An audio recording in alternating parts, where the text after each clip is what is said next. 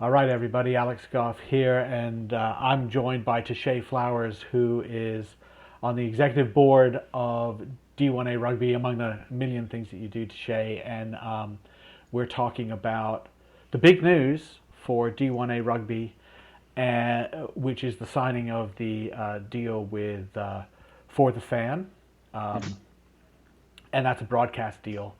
But I wanted to start, and first of all, thanks for taking the time to talk to me. But I wanted to start really with the fact that there was the other name put in there, College Rugby Association America, College Rugby America, is what we call it. College Rugby Association of America. College Rugby Association of America. See, it's all new to me too, so to get it wrong a little bit, that is sort of for a lot of people, even though the logo's been sort of floating around. That's a new concept. Uh-huh. So what is that? Okay. Well, essentially, it started off rather informal. Okay. When we started working together, we knew some of the things we wanted to accomplish in D1A. So once it became formal, we had to come up with a name. It's College Rugby Association of America. And what it is, it's an organization built to help grow the game, the college game in the United States, focusing on things that are important to the teams, uh, Okay. building a strong relationship with the universities, building a strong relationship with the alumni, expanding our fan base, helping the high school game. So the organization, we realized there's things that we were doing and there were other entities working, but not necessarily working towards our goals. The money wasn't going back into the college game. And that was what we set out for. So Okay. College Rugby Association of America, it's our organization built to help grow the college game. Okay. Is that a splitting off from USA Rugby? Is that a Splitting off contentious? from USA Rugby has never been our goal, just so Yeah. people are clear on that. What we did want to make sure is that our goals were being um, reached. You know, Okay. that there was attention being paid to our goals. Okay. Uh, we are a part of USA Rugby, and we want to continue to be a part of it. But we do want to make sure that there's no mismanagement of funds. Our resources are put back into the college game, and we're working towards those goals. We Right. set out goals about 5 years ago where we wanted to be on TV. That was a D1A goal. Uh, we found out that it was difficult because of some of the spending. Um, so we started working towards it ourselves. And as you've seen, the last 3 years we've been on TV for our semifinals and finals. This new deal expands far past that. Where now we're looking at regular season games, sevens, tournaments, and obviously our playoffs. All right. So let's talk about the deal. First of all, Yeah. the when we say TV, that's a much more complicated term than it was even 5 years ago. Certainly Right. 10 years ago. A lot of people might be termed cord cutters. When they watch TV, they watch it on a laptop, or they watch it on a television, but they're using a streaming app of Right. some kind, and they're not actually checking into their local network TV. Correct. You did have a full disclosure. I worked for Flow Sports for 2 years, and I've left them, but Flow Sports is doing that, uh, doing over the top. Just like basically Right. you can watch it on television, you can watch it on laptop, you can do that same ESPN Plus, all those things. So, For the Fan, which was an offshoot of 11 Sports or a Right. rebranding of 11 Sports, is doing the same thing, right? You're fine with that now. When you say TV, you've got a broadcast deal. It's partly it's a streaming service. It is. It is. What we found is this one is more of a one size fits all. There are some people that are cutting the cord, and the theory is, TV is dying. I don't Yeah, necessarily agree with that, but this gives us options. We have the FTF app, which yeah, you can stream our games live there. There's no sign up. There's no pay. There's no paywall. It's sign up and go. You have it on TV, where you can go to 11 Sports, and it's on most major um, satellite or cable companies. right, Uh, and then you have the opportunity just to pull it up online. right. So when we say the broadcast deal or TV, it's the ability to do all three of them. Right. It also gives our fans that aren't in the country the ability to see it. So FTF as 11 Sports is in 50 million homes, and then online they have I think the number is 60 million, and then you add in obviously the app. You can get the app anywhere; it's Sure. free. All right. So that's a Good. great option. Good. And no paywall. No paywall. That's a specific model by FTF forever? Or Well, the goal is if we do this correct, there will yeah. be sponsors to come in, and Okay. then we won't need a paywall. Right. As of right now, we don't have any intentions. FTF Yeah. does not have any intentions to add a paywall. That was one of the pushbacks we've have received through either RIM or through Flow Rugby. Yep. That is a pushback, and it doesn't really allow us to expand our fan base. With a paywall, we're asking the current fans to pay. New fans won't really look at it. Right. Removing the paywall, now we can open it up to a new group, not the same guys. Okay. Good. Excellent. All right. So and then you're expanding the number of games. Correct. So this is going from the odd game here and there, and then playoff games to, games. What, every week? Every couple. We of are months? doing a weekly game for the spring. We didn't do weekly for the fall because we were working out the deal. Sure. And then also we want to make sure our teams are TV ready. But through the starting January 25th, we will have a game a week, at least one. In some weeks we have multiple games up through the playoffs. Okay. Excellent. And these are going to be live. In addition to sevens tournaments, as we lead to also our sevens championship. There's my next question. So we have D1A. We had the first D1A National Sevens Championship last spring. I thought that was pretty successful as a division within the USA Rugby event. Now we're going to another one. I mean, that's going to be a standalone, isn't it? Correct. That's going to be a standalone D1A event, and For the Fan is right there with you on that as well. So build up tournaments, qualifier tournaments. Yeah, they love the idea. They've seen the success in other competitions. They did the Red River Sevens Championship, the qualifier. We look to do more qualifiers during the spring for the teams in the East that played 15s in the fall, and then that will lead to a national championship. All right, good. So overall, is this ticking the boxes that you want? Yeah, we set out goals. Every year we set out goals, and we've been doing that for 4 years. And we've done a decent job of obviously checking the boxes, and this is one of them, creating a broadcast deal that we can grow our fan base that is multiple years and look to continue to grow. Okay. If you look at the content that FTF is adding for rugby, that's what we want. We want more people to see rugby the same way we want more people to play rugby. And educating the masses is one of the keys. And so it's definitely checking the boxes, and it's a good deal. I mean, it's one of the first organizations in USA Rugby to be paid to be on TV, and not by a sponsor paying TV, but the actual broadcast company. All right, good. So that was the other. You're anticipating my questions. You're doing a very good job on that. So this is does D1A as part of College Rugby Association of America make money out of this deal? That's a trick question. Yeah. We receive money, but obviously we put it back into the production or into the game. I'll use a few examples. We've had the Big Ten Championship and we had the Liberty Championship. Those were long days of a lot of rugby. Sure. But as a value add that we want to give back to all the teams, not just the teams playing in the final, all the games were broadcast at some level. Maybe only the championship and the second or the third, fourth place game were on TV. But through the streaming service or on the app, all the games from the day were on there, and that comes from somewhere. So we assist with that in addition to the conferences. But it is to answer your question, is yes. Okay. But that money goes directly back into what we're doing. We still have a splintered situation with D1A teams and how they're broadcast. Every team has to make available a game film, right? And some of them use YouTube, some of them use like Vimeo or some other storage, Dropbox even. But then you'll see that, we'll see a number of them on FTF and on a couple of other university streaming services.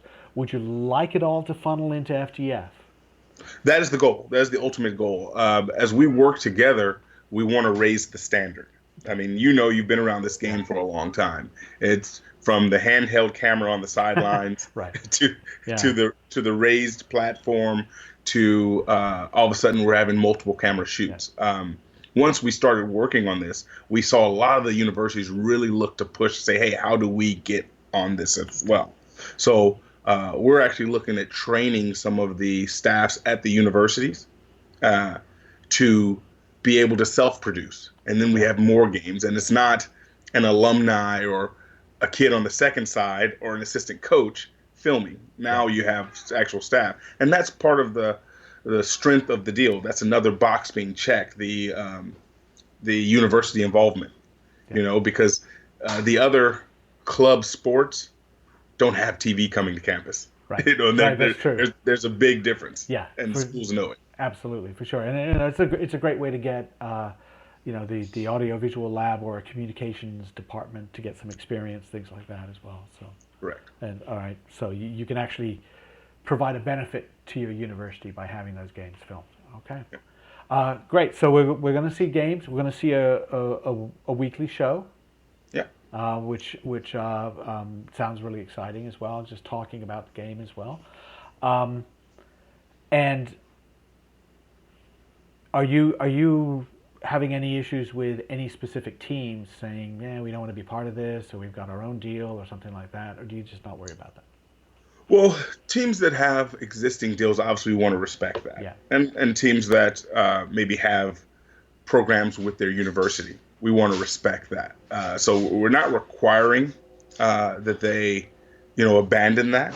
Yeah. Because that's something that's already been in place. Most of the teams that would give any pushback, it's because they haven't experienced it. The Liberty has, 20 some odd teams. Yeah. So to them, it's foreign because in our old deal, it was the usual suspects would be on TV. Right. That Cal, Life, St. Mary's, Lindenwood, our Final Four teams, they're going to be on TV. It wasn't a concern for maybe my teams in the Red River. But after this past weekend, when Liberty was able to have all of their teams on TV, the feedback was phenomenal. We did a kind of a decompress with the commissioner, Andrew Giraldi, and they loved it. Yeah. I know that when I've done it down here in the Red River, my teams loved it. The alumni loved it. It's a great opportunity. So it's rugby, so we're going to get some pushback, but. But somehow that happens. It seems to me somebody's unhappy. But if everyone just took a step back and removed names, removed people, removed all those involved, and said 15 years ago, hey, you're going to have a broadcast deal where our top college rugby teams will be on TV weekly. Yeah. There's going to be a weekly show talking about each region and growing the game and bringing in new fans. What would people have said? It's unheard of. They'd be happy, yeah. It's unheard of. That's back when, if you were streaming, you were the greatest program in the country. Yeah. So now things have changed. All right, good. In terms of deciding those weekly games, seven tournaments are seven tournaments. Everybody's playing. That's great. Deciding those weekly games there's always that thing about okay, you could pick the two best teams playing, but are they the two teams that would draw the most fans? Or if you're picking based on that, you're going to ignore a bunch of other teams. Right. How do you make that decision?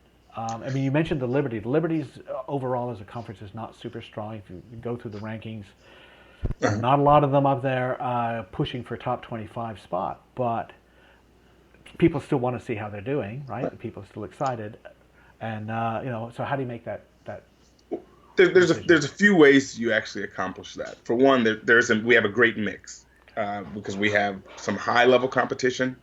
We have some very brandable universities, so it makes it easy. We always said at the end of the day, TV and universities would decide, which is what we want. That's the easy part, but they actually come to us. So first of all, there's facilities. What product do we want to be seen? So we want to make sure that it's in a really top-notch facility. Yeah. We don't want something that fans will just skip past as they're going through. We do want marketable, branded competition, but then we also want the elite as well. So we want kind of a mixture of all. The way our season sets up, because it essentially lasts 10 months as we work east to west, it actually gives us opportunity to spread the wealth, True. which really makes it a benefit for everyone. And probably the most important part is because we're doing this for our competition and for the sport of rugby and for the college game, we really want to make sure this is a value add. So if the teams have the facilities and the desire and a marketable product or something that we're proud to put on TV, they're going to get their opportunity. All right. Good. So somebody feels like they're being perhaps overlooked. They can push, say, hey, look, we're going to give you a good production and a great venue, and come on, give us a little bit of. The perfect part of it is we talk about checking the boxes is, hey, we want to be on TV. Well, let's set up a time where we can talk with your university, use your soccer stadium, which is set up for all of this, easy to produce, and a great venue. We'll come on campus and do it. Yeah. That's a win for everyone. Yeah. You've strengthened the relationship with the school. The team can get out there and play, and everyone's being rewarded. Okay. So it's part of our plan to strengthen our relationships. Okay, so you now not to give a gratuitous dig at USA Rugby, but you're doing something that they should have been doing for a while is advocating for schools and taking the opportunity to get on a conference call with somebody at a university and say, this is how we can help the rugby program, and also liaise with the university, right? It is, and I also don't want to dig at USA Rugby, because at some point we have to all join together to work hard to do it. Sure. I know down here in Texas, when we formed the Red River, that was the entire goal. We're going to build the relationship with the universities. I was a coach at TCU for a while. First thing I did before I even met with the players, I met with the university. Yeah. And so it is up to us first to do it. But then USA Rugby, they have a lot of spoons in the pot. And a reason why CRA was formed, because we wanted to have our group working towards our group, focus on just our group. We'd love to expand, but even when you had a college rugby director, they were dealing with D1A, D1AA, D2, women's D1, D3, NSCRO. I mean, they really couldn't give the focus, and there's no one size fits all for college rugby. Right. Once we set our goals, there is a more uniform direction we can go for all of our 68 teams. Right. Good. Now, okay, so you mentioned women. There's kind of a feeling that there really should be a women's D1A. Right now, what happens is D1 in the spring plays their playoffs, and the top four go off and are called D1 Elite. There are probably 5 or 6 or maybe 7 teams that are that level, not many more. Seeing as you now become CRAA, there's an umbrella organization, do you see women coming in under that umbrella? Well, you're trying to get me to make a breaking news, but we want to grow the game, because if the women are strong, if D1AA is strong, it helps us all. Yeah. It gives high school students, it helps high school coaches promote it. Yeah. Our goal this year is actually to have the women's D1 Elite semifinal as part of our first round of playoffs.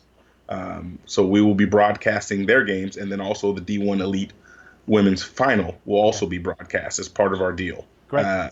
That's something that we worked with FTF, because we also want to grow that portion of the game.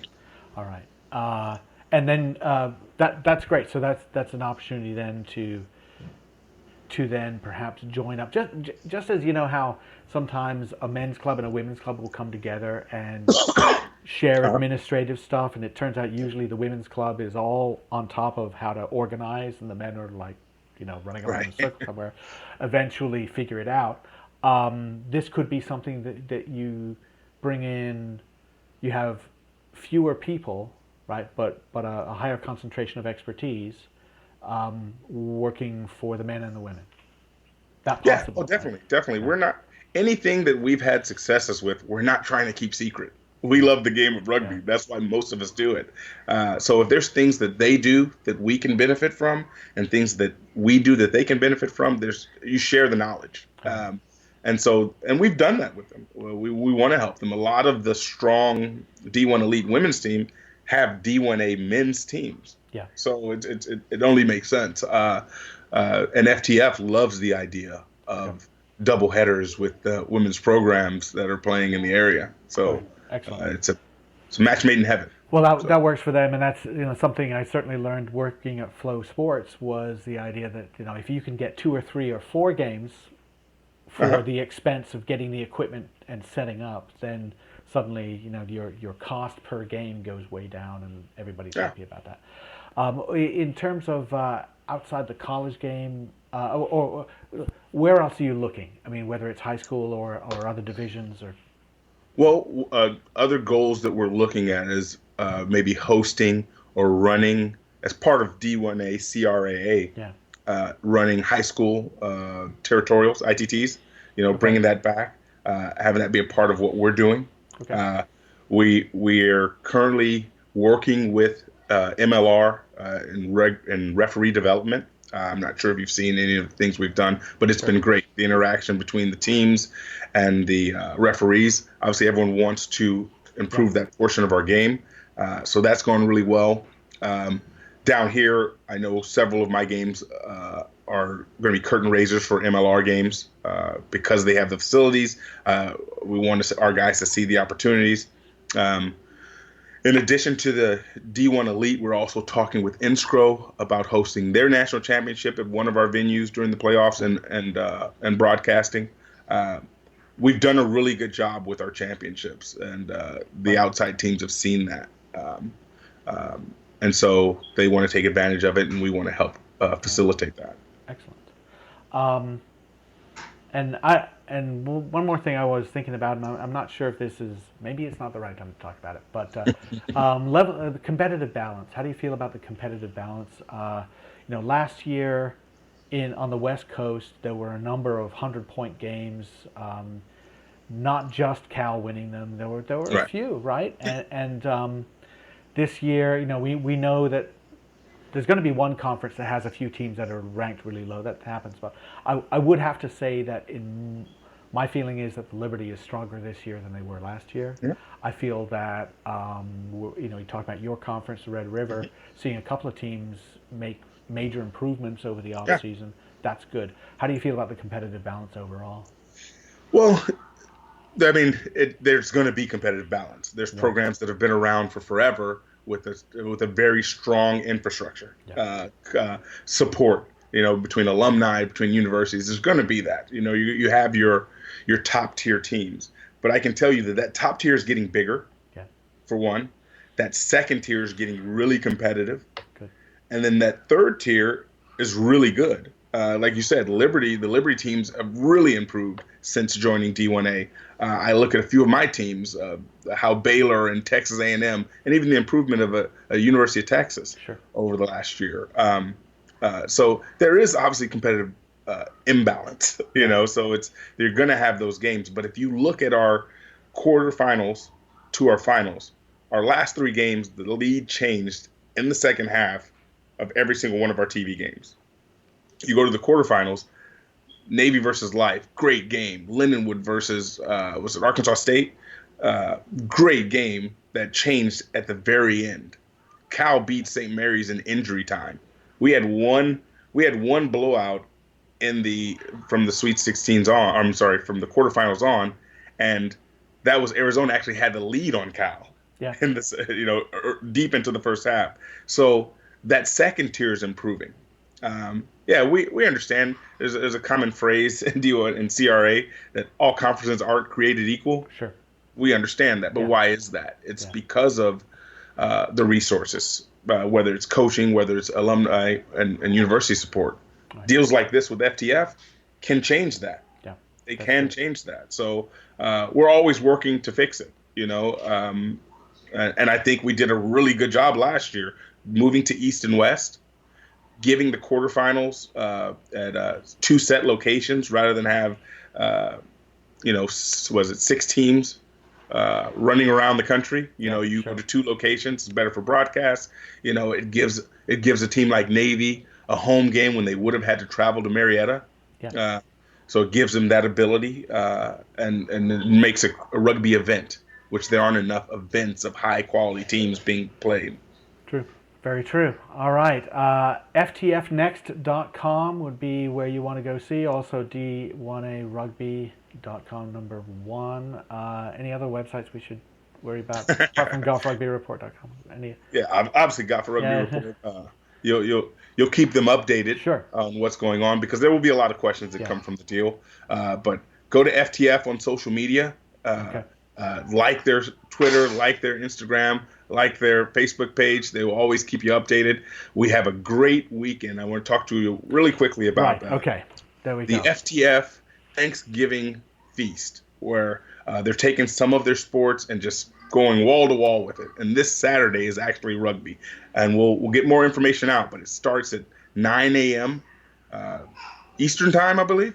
9 a.m. Eastern Standard Time. And it's going to go till midnight. Beautiful. And it's just going to be playing games that they re-airs of broadcasts that they've played, starting with the Red River Sevens Championship, moving to the Liberty Championship and the Big Ten Championship. So it will be a great opportunity to be introduced to the FTF platform, but just to be able to see D1A Rugby all day on a Saturday. That sounds like a plan. That sounds like a good Saturday for me. It is a great Saturday. All right. Teshay, thank you very much. Much appreciated. Thanks for the time.